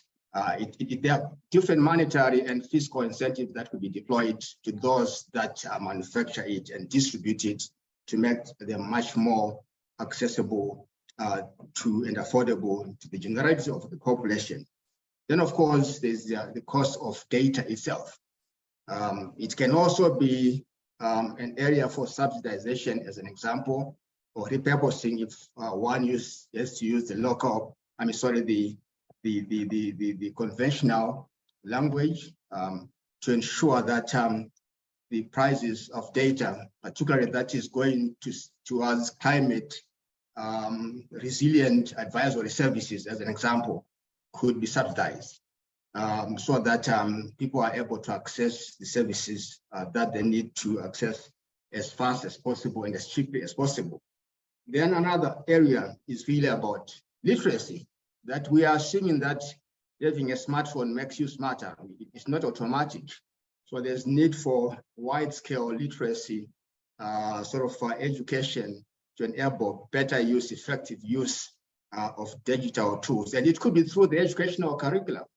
And it can also be through the skilling training programs, including PhD training students for the future in the ag sector.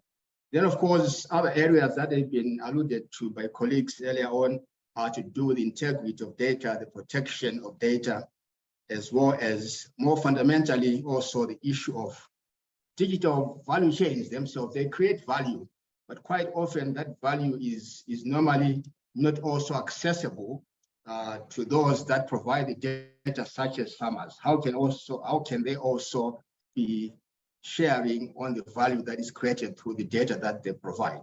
Then the final point, perhaps just to respect the time, is really the issue of R&D, that perhaps given the importance of digital technology, there's need to allocate more research investments rather in research and development, innovation, both on the technical side as well as on the policy and institutions that will support the development of the sector in a much more structured way. Bearing in mind that to a large extent, the digital space itself is developed without necessarily development support or government support.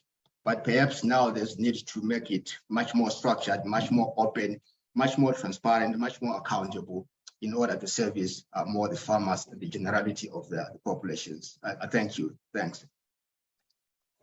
Thank you, Ishmael, for a very good sentence you had, and particularly emphasizing the role of the public sector in some views, the state, obviously, and its role in structuring the ecosystem.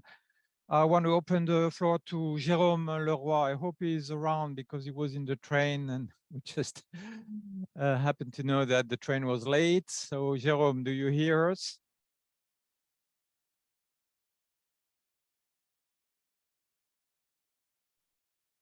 Okay, not I that. think that he's present, but maybe he has some problems. Yeah, so shall So maybe we should go ahead with Doris and then wait a little bit for Jérome? Yeah, I think then we'll switch the order, I think, a little bit. And I will look for the floor to Doris Macquard from Directorate General Agri in Brussels. Doris, are you ready? Yes, I'm ready. Thank you for the introduction and thank you for the invitation. I'm Doris Macquard. I'm Policy Officer at DG Agri, the European Commission in the Unit for Research and Innovation. And I would also like to thank the organizers for setting the topic Responsible Digital Agroecology on the agenda of the FAO's Science and Innovation Forum. I will approach the topic dedicated particular attention to research and innovation and research and innovation in and for policies, as we had it also in the introduction of this session. So an essential stepping stone for further digital agroecology is to promote digitalization and agroecology as supplementary approaches. So frequently, digitalization is still regarded as being linked to conventional and/or large-scale farming. Yet digitalization, as we have seen today, can also be an enabler for agroecology and agroecological production. And research innovation can play here a key role to promote this, including by developing tailored applications and by demonstrating the costs and benefits of digitalization in agroecology. And under the European Union Research and Innovation Framework Program Horizon Europe, for instance, a dedicated action on digitalization for agroecology has just taken up. So in this context, for policies with a regional scope like Europe, it appears very important to exploit the potential of biogeographical diversity, particularly in the fields of reference data and reference experiences through research and innovation, including for adapting agriculture production to climate change. Here, achieving program synergies, and I'm really referring to programmed synergies in research innovation efforts, is crucial. Let me point to two evolving flagship initiatives, which are expected to go hand in hand, namely the two Horizon Europe candidate partnerships funded under, or expected to be funded under Horizon Europe. One in the field of agroecology, living labs, and research infrastructures, and the other one on agriculture of data. With the former partnership, it can inform, for instance, the latter one on data needs particularly relevant for innovative digital applications serving agroecological production. Overall, publicly funded research and innovation has to address market gaps in the provision of database solutions and decision-making support tools, for instance, for small farms, as we heard it, in the field of climate adaptation and agroecology. Now, let me call the attention to the word responsible. It deserves particular attention. Responsible digital agroecology also entails ensuring sustainable transformation processes under consideration of socioeconomic and environmental aspects.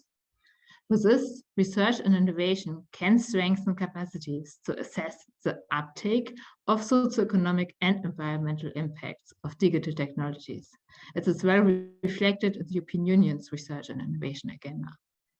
Finally, for supporting sustainable digitalization and for avoiding digital divides between regions and farms, a comprehensive approach is to be promoted. And I think it was already also outlined by the previous speakers, considering next to research and innovation, which has to be tailored, digital skills, advice, and the provision of data, for naming some aspects. And with that, I would like to thank you for your attention.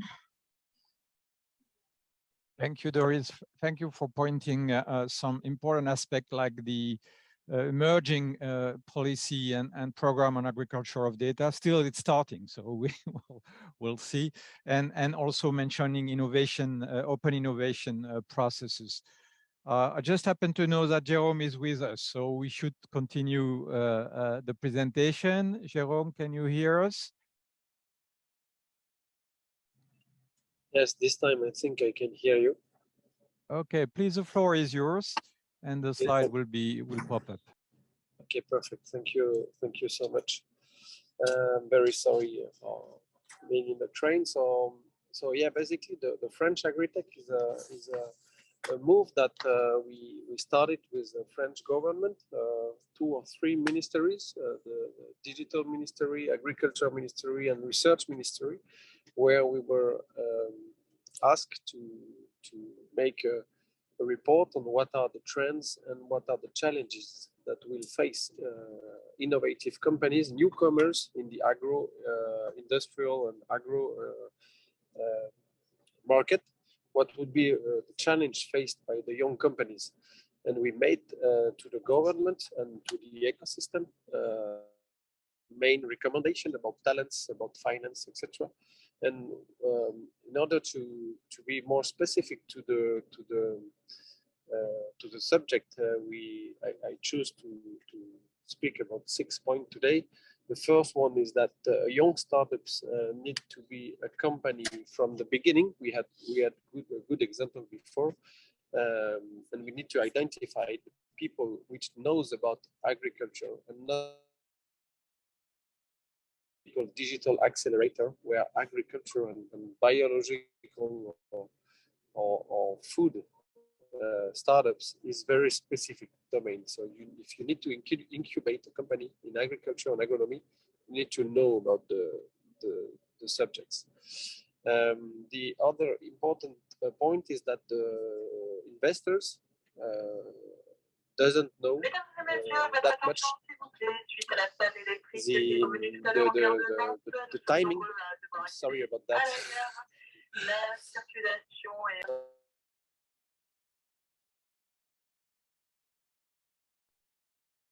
Yes, carry on. Don't worry. We will have the announcement in the background, but not a problem. Yeah, I'm really sorry, and I'm not. I'm in France, but I'm very sorry.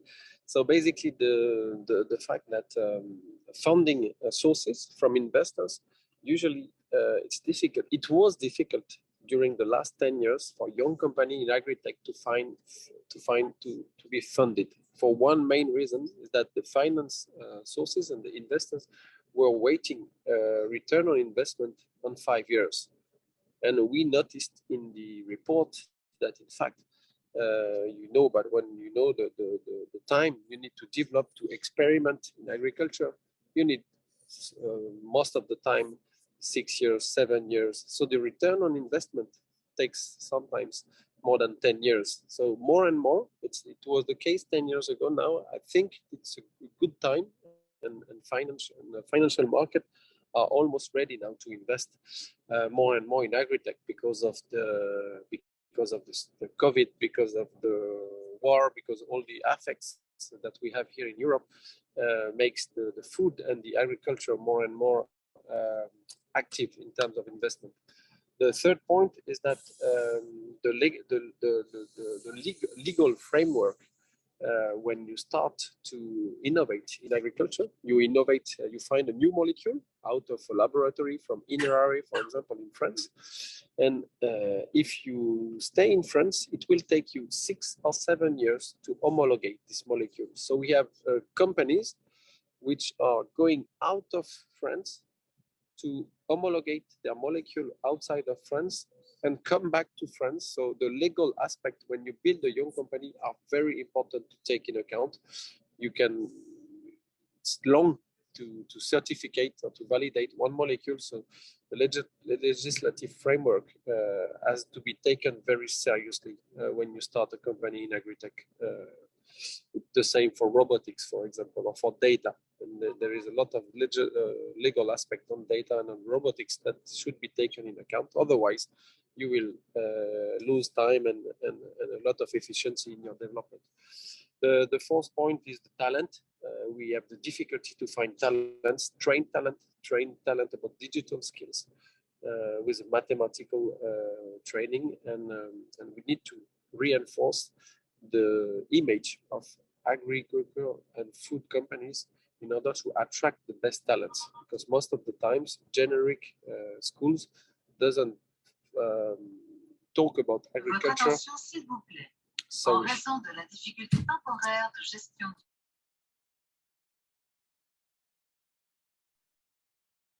Jérome, thank you. Could you please conclude?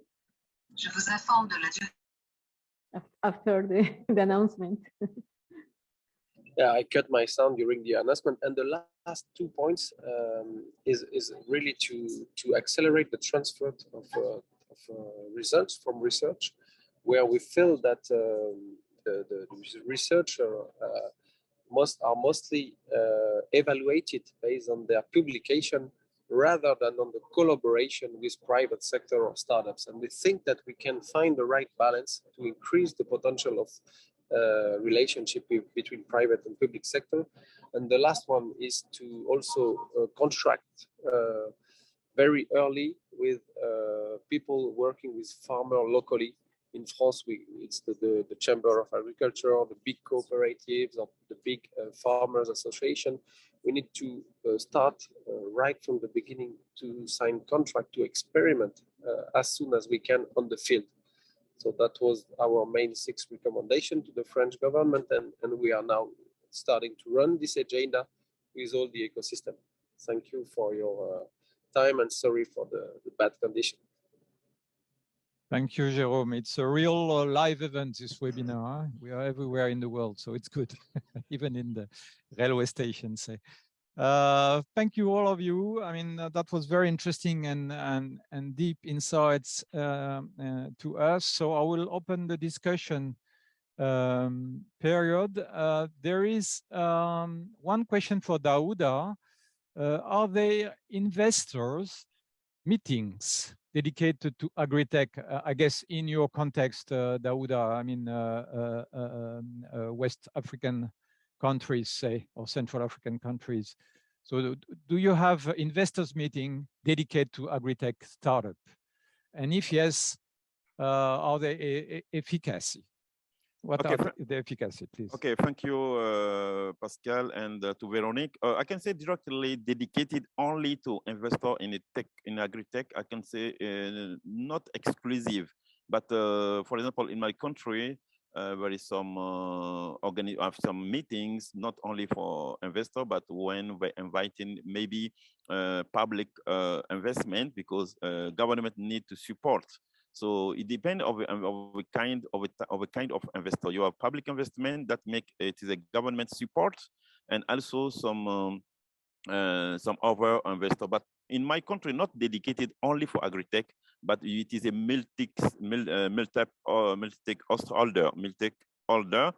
stakeholder. We meet each other to discuss about the the challenge facing by young entrepreneur to be founded. But for example, if you take African Development Bank, they organize agri-hack pitch. That is an event where we invite maybe development organization, banks, and other I can say support organization that want to fund. So and take my example. I have a chance to be funded, as I told in my presentation. I have a chance to be taught by, but it is a development organization. So they funded us, and this funding, this fund support, this fund support help us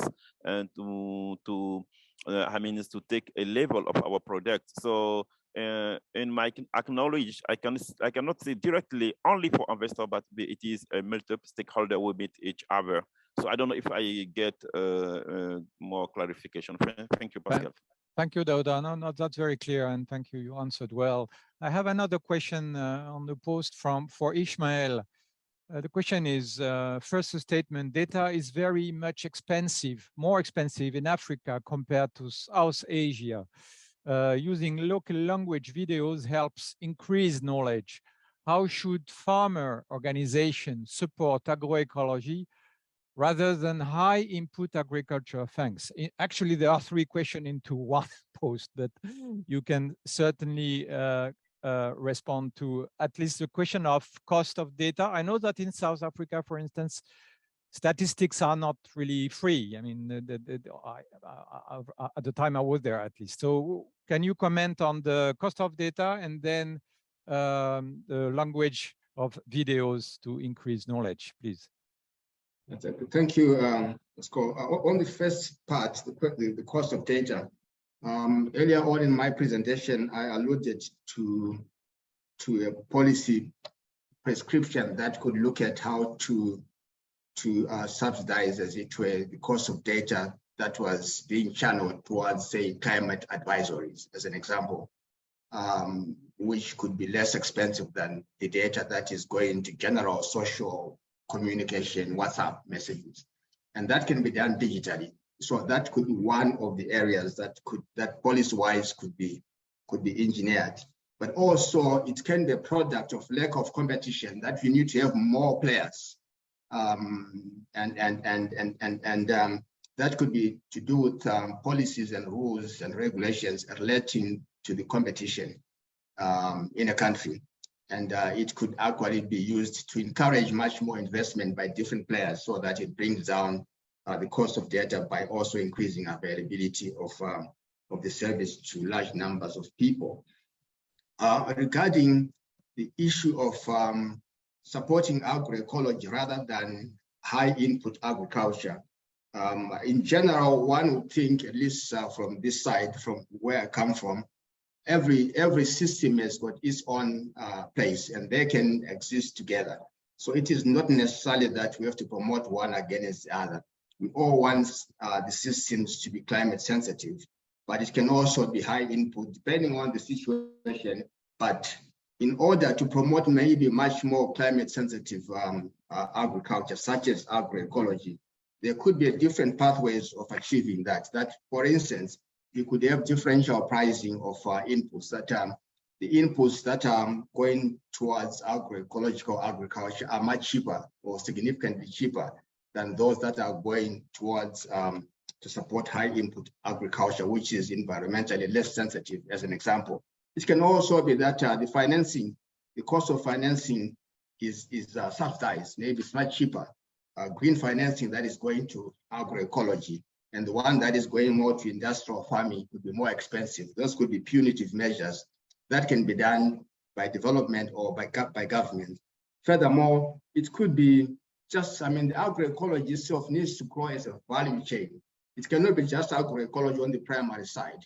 So promotion of agroecological value chains is important, where all the stakeholders come together.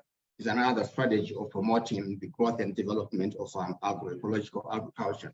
And my hobby horse, one of them is really promoting the entry of a new generation of climate sensitive agricultural players, youth, young farmers. There could be a deliberate policy to push towards them, and it could be via public sector incentives that can enable that to happen if one is to put it in the context of the subject matter here, topic on policy. Then the final point perhaps would be that you need to have reward systems for climate sensitive agriculture that really incentivize more and more people to go in that direction. It might be payment on the basis of good climate sensitive practices, in addition to productivity. Because I think one of the drawbacks at the moment of agroecological agriculture might be that it's not as productive, its productivity is low. So, but yet it is actually producing much greater core benefits by way of being softer to the environment. So how do we reward for that in addition, or to compensate for lack of adequate productivity to guarantee decent income from there? Those are my initial thoughts, but there could be other colleagues who might come in to help answer the question. Over to you, Pascal.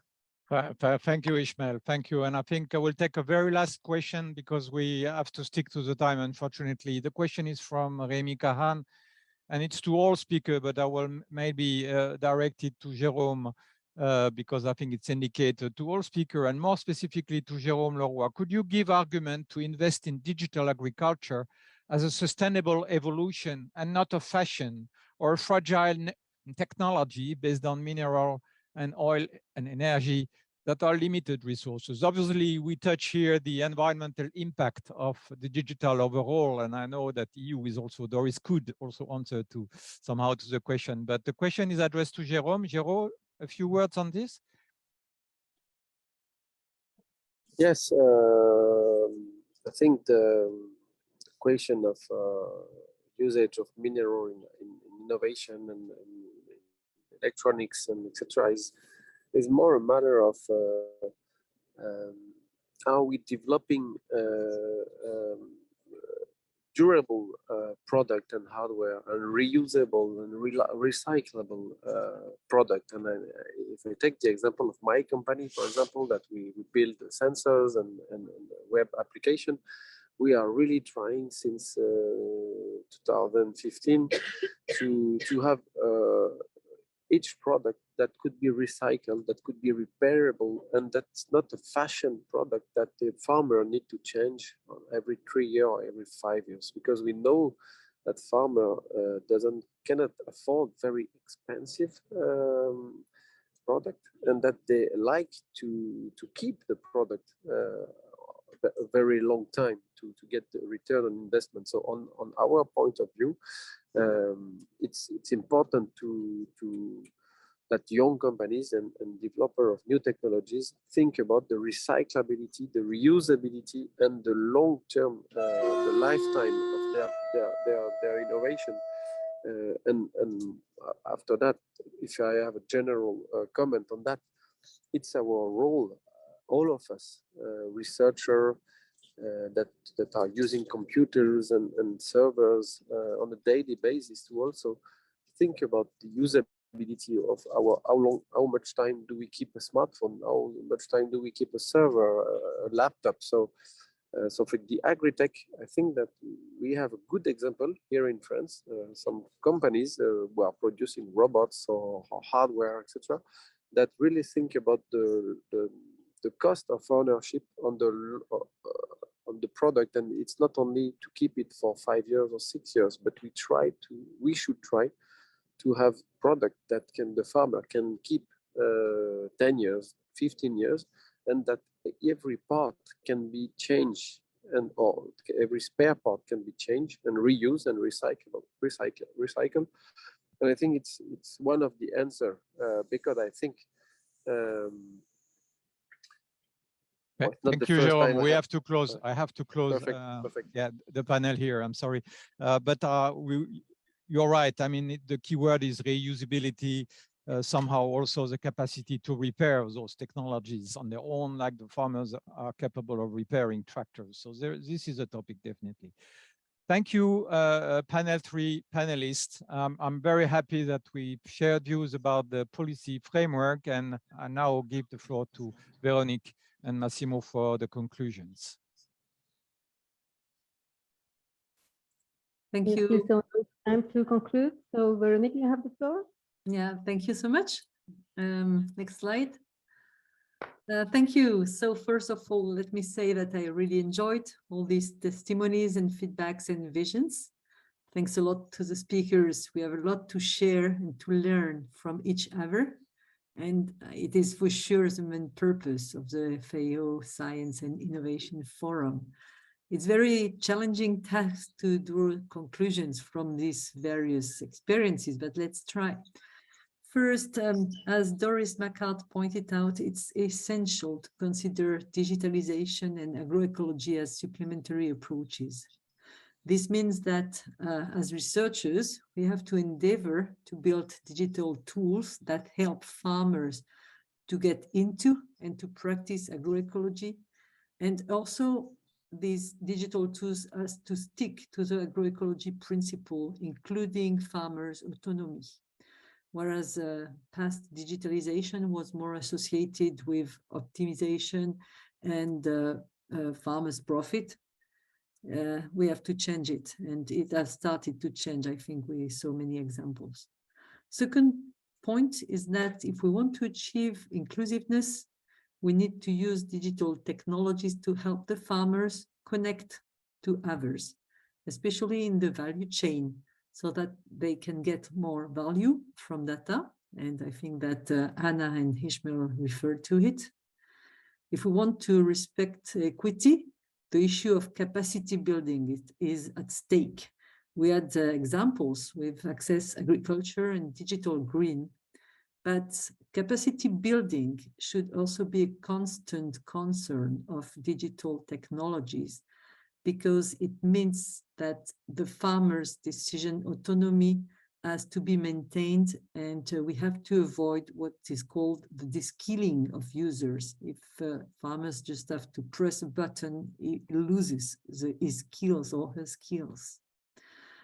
Third, the researchers and innovators have to change the way they invent and develop tech, and they should systematically refer to the responsible research and innovation framework, which is based on principles such as inclusion of stakeholders, anticipation, reflexivity, and reactivity. And at INRAE, we have used this framework to plan new research avenues to couple agroecology and digitalization. And finally, it was demonstrated throughout the webinar that innovation in agriculture is not just about technology. Innovation must address economic, organizational, social, and last not least, policy issues in order to create those ecosystems that can be conducive to the development of digital technologies that really target sustainable and attractive agriculture. So that's why it's a real pleasure now for me to give the floor to Maximo Torero, who can let us more about this last issue. Thank you. Thank you very much, and a pleasure to be here, and very happy to have here all the presentations. Now, digital technologies have and will have a profound impact on our economies and societies, and are transforming agricultural and food markets. And the transformation has been clearly accelerated by COVID-19 pandemic. And there is a huge opportunity there. They can offer a tool to bridge the urban-rural gap, the age and gender divides affecting rural areas, and they can unlock employment opportunities, empowering farmers, in this case, agroecology, youth and women to access information, markets and finance by putting tools in these hands. They are trying to resolve and facilitating the process of reducing asymmetries of information and resolving market failures. So we can also see transformational impact and further opportunities to help smallholder farmers and rural communities with tools and knowledge products in hand. But we need to also understand that it's just a mean. It's a mean that accelerates the process, reduce transaction costs, and facilitate problems. The most important thing is the content behind that mean. And this brings me to the three challenges that we normally have in digital technologies. The first one is, of course, capacity of cost of access into digital technologies, which we need to figure out ways in which we can be more inclusive in the access.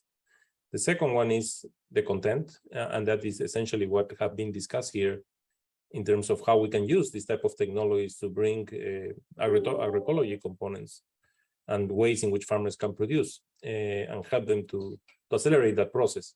But they also we need to be careful on capabilities, and we need to be careful on how we can resolve the capabilities of people to be able to transfer. It's not just us putting information through digital technologies, but if farmers don't know how to read and write, we need to invest on being able to provide that information. So leveraging the potential of data and artificial intelligence accelerators and other types of digital tools that we have available today is essential, but we need to keep in mind those three elements, which I believe are extremely important. It will actively work towards the removal of barriers, as I mentioned before, but again, the outcomes will be more accessible as we can comply and override those three constraints. FAO has a clear role to play promoting the use and adoption of digital technologies, and the reason is simple. Rich and large farmers are able to get all the information they need, are able to have access because they have access, they can afford for it, they can get the content they want, and they have the capabilities. And they will get it in private means, but smallholders won't.